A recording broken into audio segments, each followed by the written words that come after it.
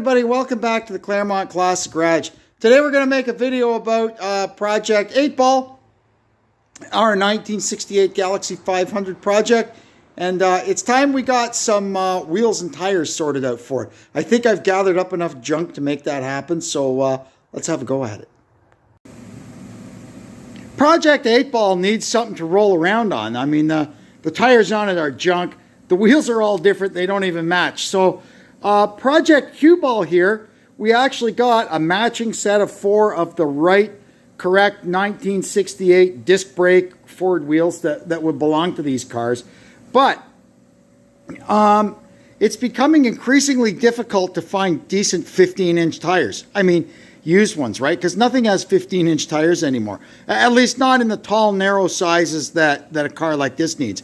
We need like 215 75. We could get away with a 225 75. 225 70 15 really looks good on them. That's what I've got on Landshark right now.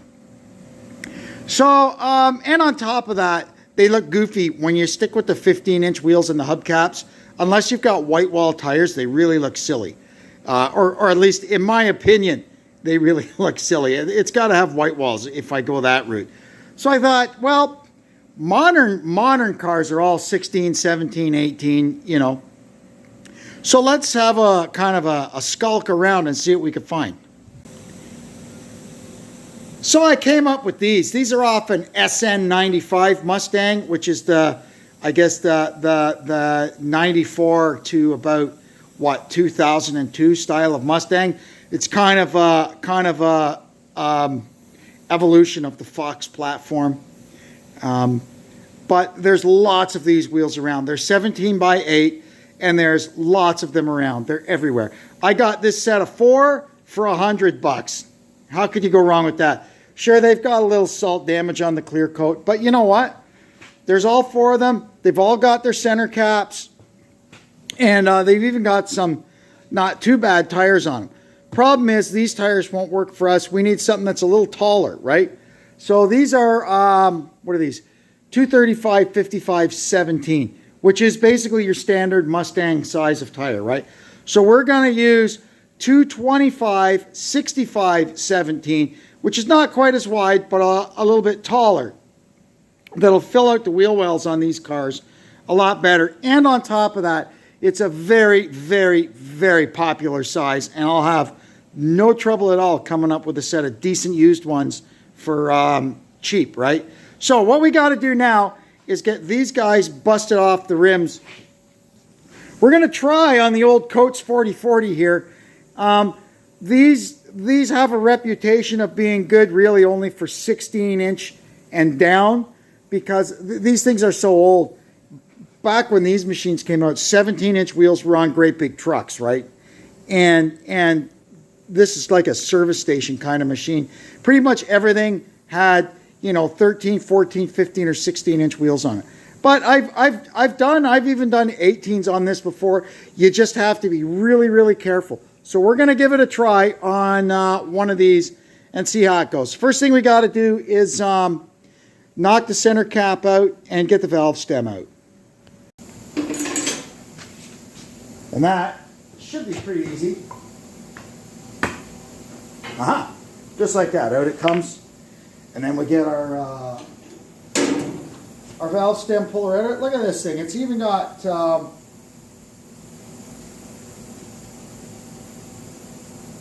fancy chrome valve caps on them and everything. It's even got the little chrome sleeves that go over the valve stems. And also while we're at it, any hammer-on wheel weights that we find on these things, we're going to pop them off. I think I saw one in the back. You see there's one there. So we'll just grab that.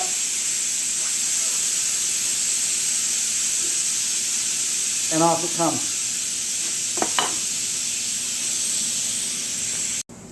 All right, well, let's get this thing on the machine here and see what we can do.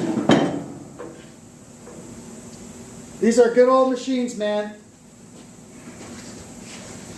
These things, I've done a lot of wheels for a lot of people over the years.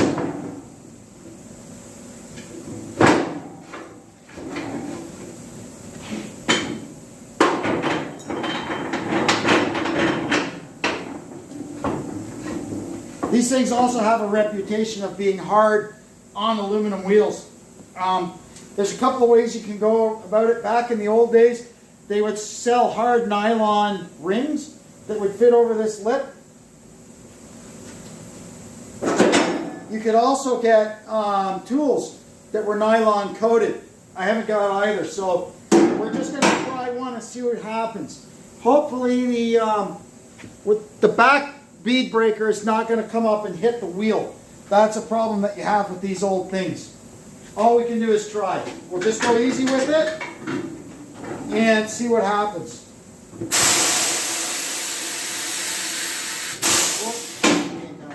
There we go. These wide tires, man.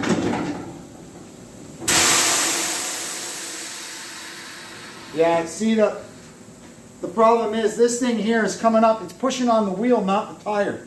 That's the problem with trying to do 17s. So what you can do is get underneath there and kind of grab this thing up. I know I've done this before.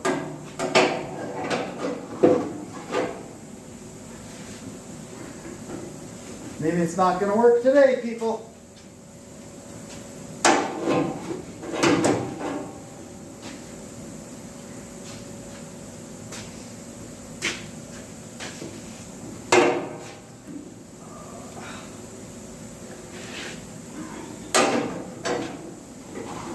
Try that.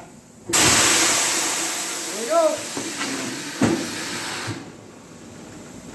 Got it.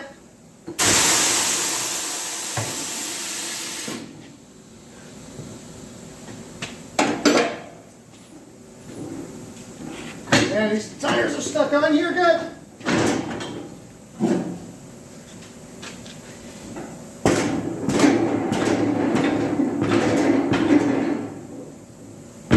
There we go.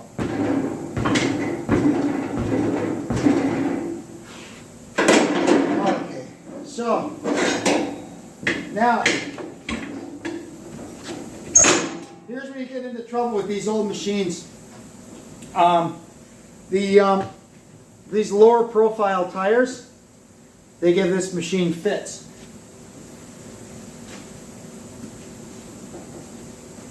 Let's give her a whirl here.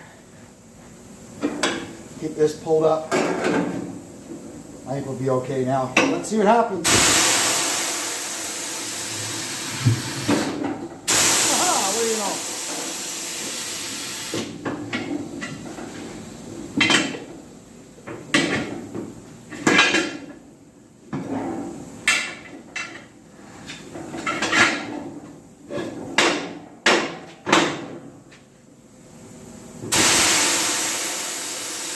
There we go.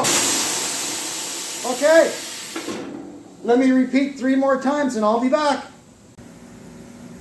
And just like that, we've got a set of tires.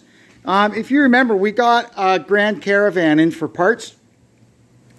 And I kept these wheels off of it because I want to put the winter tires for our Grand Caravan on these wheels.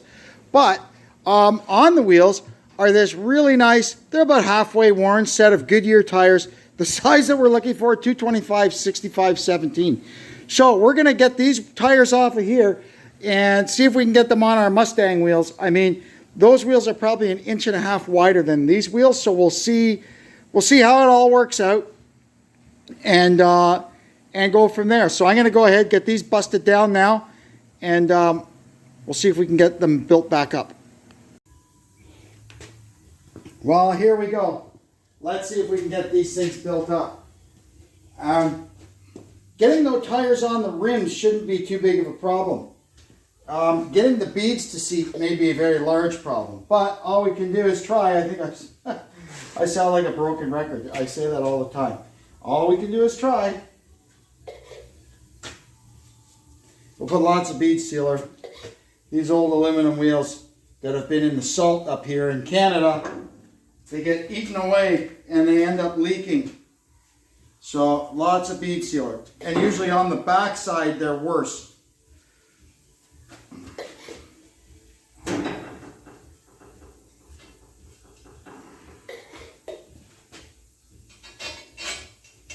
This old machine does have a bit of a bead blaster on it that sometimes works, sometimes doesn't. Worst case, we'll have to take them outside and get the old ether going and blow them up, right? Kaboom. Let's see what happens. Okay, let's get a tire.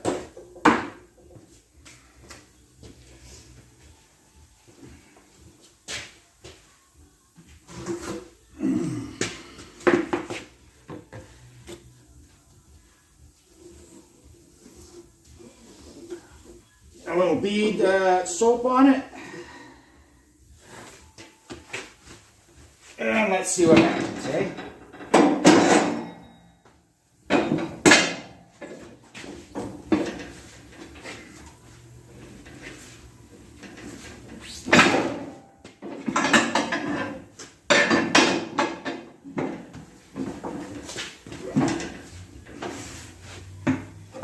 Okay.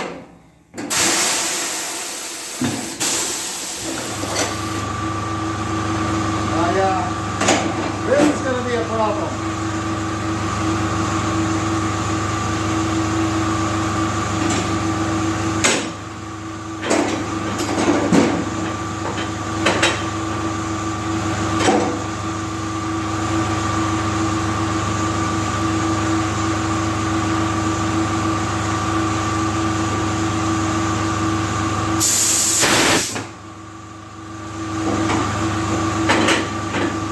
Gotta have it screwed down when you're going to use the bead basket. Okay.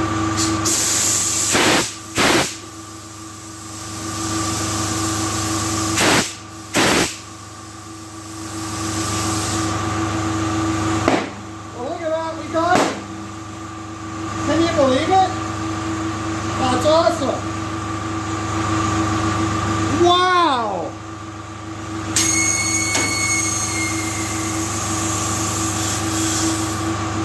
The old bead blaster works.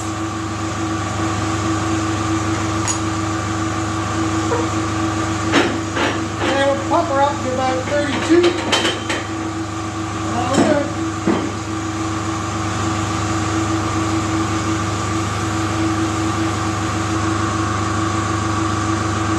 Alrighty, there's the first one built up. I'll do the other 3 and I'll be back. So we can see these are quite a bit taller than the Mustang tires, but at the same time, they're not quite as wide. So we're going to go ahead and stick them on the car and see what happens, or a car. We'll put them on this junker here. The front, it may not be so accurate because the suspension's all hanging, but what I'll do, once I get the wheel on, maybe I'll put a jack under the lower control arm and push the suspension up a little bit, and we'll see how they look and how they fit. We're also going to use a 1.5 inch spacer behind them to make up for these have negative offset as compared to the old wheels that would have been on there that would have had a positive offset or maybe neutral. Yeah, they fit pretty well. And with the spacers, you can see it gets the wheels to pretty much where they need to be. The back tire there, I can just get my fingers between the tire and the body. That's good. The front, it looks like they're far in because you can see here, the suspension's all the way extended. So as it compresses back in, the control arms will pivot up and that'll move the wheel out. But even with it like this, compressed all the way, I can steer it from lock to lock and it doesn't touch or hit anything. Doesn't hit the body here, doesn't hit the frame. So yeah, we're all set. We just got to get these things balanced up. While we're at it here dealing with the wheels, we're going to also start harvesting some of the parts we need from Cue Ball here. Because I was hoping to have this car completely done before winter, but that's not going to happen. I need the shop space, and a couple of things have come up, and I may need to use this car in the springtime as a bit of a mule. More on that later. But for now, I don't want to sit it outside all winter with the interior in it because we need the door panels and stuff out of this car to survive. So I've started pulling some of that stuff out, and you can see the door panels for the front doors are actually in pretty decent shape. The rear ones, so far, we're getting good stuff out of here. What I got to do now, I've got the seat out. We'll look at that in a bit. We got to pull the carpet out and see if there's anything left of the floor. I kind of think the floor in this car is not really all that bad.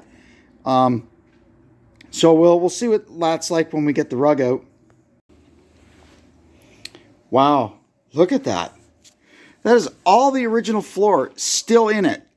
It looks like it's had a little bit of patchwork done under the pedals over there. Pretty normal. And there's one little spot there you can see just beside the tunnel where it kicks up to the firewall. A tiny little spot. But you know what? That's pretty darn impressive, I have to say. Unreal. I mean, if it wasn't for the horrible job on the quarter panels, this entire body tub would probably be a much better choice for 8-ball than what we've got. But the problem is 8-ball, the quarter panels are done a lot nicer, and the back end of this body, the trunk pan and that is just, it's a disaster. Where it's good in 8-ball, right? So I'll ponder it. I got the winter to think about it.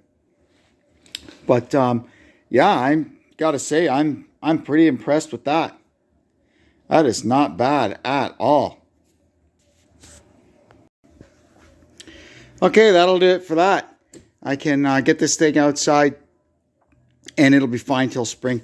I threw the bottom of the front seat back in just so I got something to sit on if we're moving it around. And this is mostly what we are after, the backs of the front seat. This one here in 8-ball has got a big rip in it. So, and luckily they're both Galaxie 500, so it's got the same upholstery and everything. So we can just stick this in 8-ball. And the one in 8-ball, we're going to take it out and put the red cover from the seat in our XL convertible Landshark because it's all busted up. The seats in these things would kind of have like a structural failure over time, and the one in my convertible is really bad. So yeah, all good, eh? All right, looks good. I even put the hubcaps on it, back on it for dramatic effect. Man, it just takes me so much back to the one I had when I was a young guy. Wow. Unbelievable. It's uncanny, the resemblance. Last thing we got to do is get these things balanced up. Now, of course, the right way to do it would be take them somewhere and have them computer balanced on a balancing machine. But, you know, well, we don't have one and we're too cheap to pay someone to do it. So we've got a couple of options here. Option number one is to use old Nomad, the bubble balancer here, and see if we can get them close. But it's not exactly a high-tech instrument. I mostly use this thing for checking balance. If I get, you know, a wheel that I think is thumping on the car, I can pull it off and stick it on there and confirm whether or not it's balanced. So here's what we've decided to do. For some time, I've been intrigued by these balancing beads. They've been around a long time, and people say they work. So we got a kit here. It recommended that we use 3 ounces per wheel. So that's what we got. We got the 3 ounce per wheel kit. And we're going to go ahead and see if we can get this stuff in them and see what happens. So here's what they give you. They give you these replacement valve cores that have got these little kind of filters on the end of them. Oh, sorry. Here. They give you these little these replacement valve cores that have little filters on the bottom of them so the beads can't get in and plug up your valve core. They give you these nifty valve caps, and you get 4 3-ounce packets of the beads. Now, they say that if you've got 4-ounce or larger packets, you could just throw these in when you're building up your tires, and the centrifugal force once the tire gets spinning, will make the package blow up, and the beads will go in there and do their thing. 3 ounce and less, they say you need to open the packet when you put them in. Well, our wheels are already built up. Or you can inject them through the valve stem. So we're going to attempt to do that, at least on one. And if that ticks me off, we will break down the other 3 and put the packets in. They say if you're putting the 3 ounce packets in, you just have to start a little rip in them, and the centrifugal force will take care of the rest.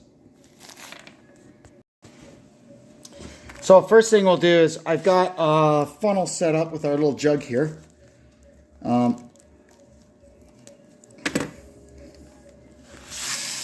it goes. So you can kind of see the media. They're like, I think they're like a polyester bead, they said. So there you go. There's how much is in the jug, and we got to get that into the tire. Now, I don't know if we want to use this tube or not, or if we want to cut this nozzle so it just fits perfectly in the valve stem. And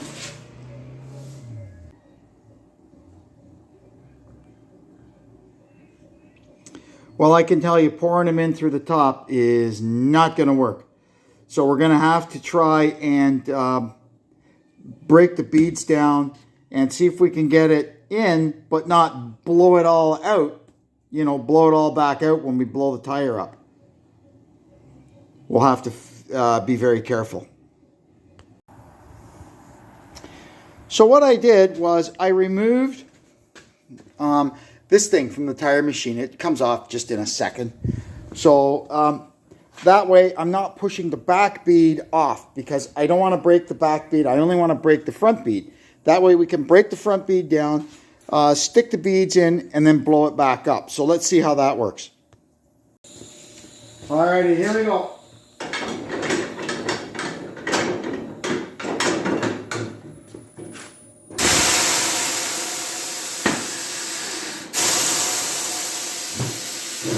So there's our bead broken. Now we'll get our pack of beads.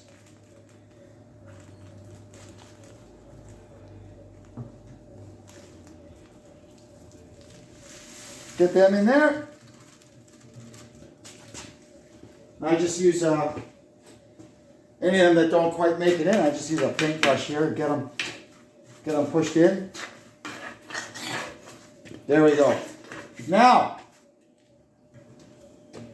we got to get this thing back together. And because these wheels are a lot wider than what these tires are used to, oh, we got a trick here. We got a trick. We need to hold the thing up, because I can't use the bead blaster. Normally to do this, I would hold the tire up and use the bead blaster on the back side of it, right? That's not an option. So we use a couple of 2x4s here to hold the tire up against the rim.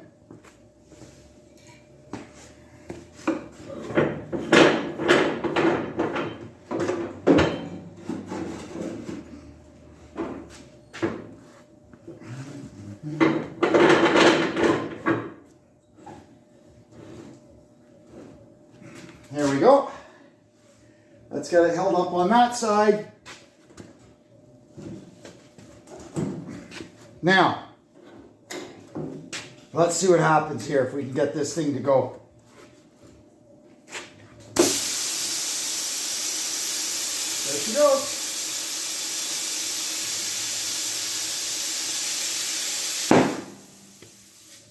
All right, we got it. Now, we'll pull that off, stick one of our fancy valve cores in there. I was worried that when the air was rushing out that the beads would all come flying out, but they don't, so there. That's awesome. Now we'll release this. There we go. Now we can go ahead and blow the tire up to about 32 PSI.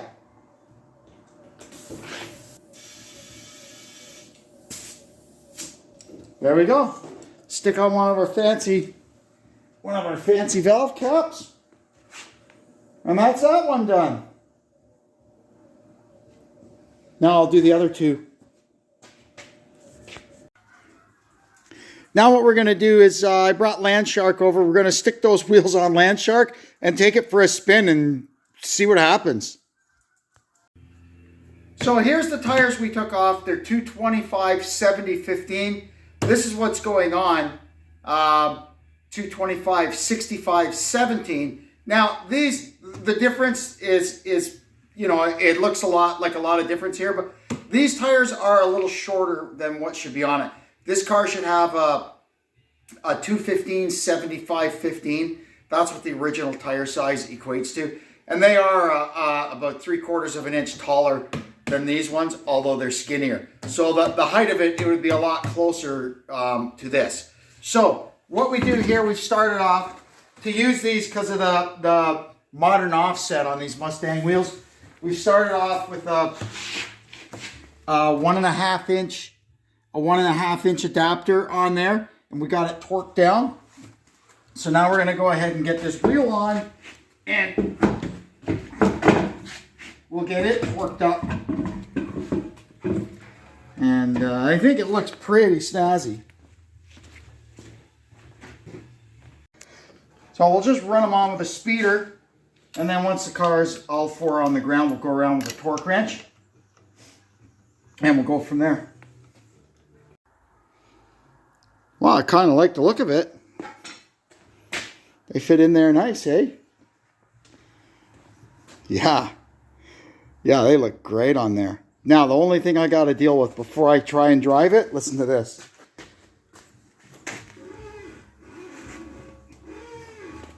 This here, the left rear, is just touching the tailpipe. So I got to get under there and see if I can jiggle the tailpipe out of the way a little bit, and then we can take it for a boot. I found that when I got driving, I found two things. Number one, the balance beads worked perfectly. The thing was smooth as glass, man. I'm pretty impressed with that. The second thing I found out was that the backside of the wheel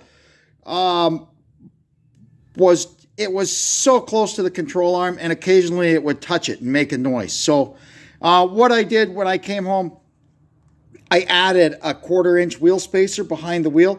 So we've got 1.5 in there plus a 1/4. So 1 3/4. Now everything is fine. It doesn't hit the control arm anymore. And when I steer it all the way, the tire, it just barely touches the bottom of the inner fender there. But that bottom of the inner fender is about that far from the frame rail. So not a problem. We could just get in there and massage that a bit, and we'll have all the clearance we need. These tires are maybe a tiny bit big for this application, but there's ways around that. These are the tires we've got, and they'll probably fit different on the black car where they're going to end up living. So we'll deal with that when we get to it. But for now, we're good. What I'll do though is I'll get some 2-inch spacers, because I don't like having, starting to stack them. Daisy chaining wheel spacers is probably bad. So we'll get some 2-inch ones. And if there's any meat in the back, I'll knock the studs out of them and put them on the lathe and turn them down as much as I dare to get the wheel. I don't need the full 2-inch. I'd rather have 1 3/4, but 1 3/4 seems to be a little difficult to find. Can't complain how it looks though. I like it. We'll see how they look on the black car. I think they'll be pretty snazzy on it. So now we're at the accounting portion of this video. We actually sold one thing at a swap meet. We sold the air cleaner, the 302 air cleaner that we found in the trunk of Cue Ball for $4 whole. But hey, every bit helps. So we've got, on this one, we bought our lug nuts, our Mustang wheels, the set of spacers we got at the Wreckers. The tires, I didn't really buy. I pulled them off our Grand Caravan parts van. So we decided to assign a value of $100 to them because quite honestly, if I came across a set of tires like that, that's about what I'd pay for them. And for, half wore out minivan tires, that price was, Facebook Marketplace kind of agreed with that. So we'll stick with that. The balance beads were $36, and we finally found the correct jack hook at the Boneyard, $5.65 at the door. So that brings our grand total now $5,044.75. So we're $44.75 into the red zone.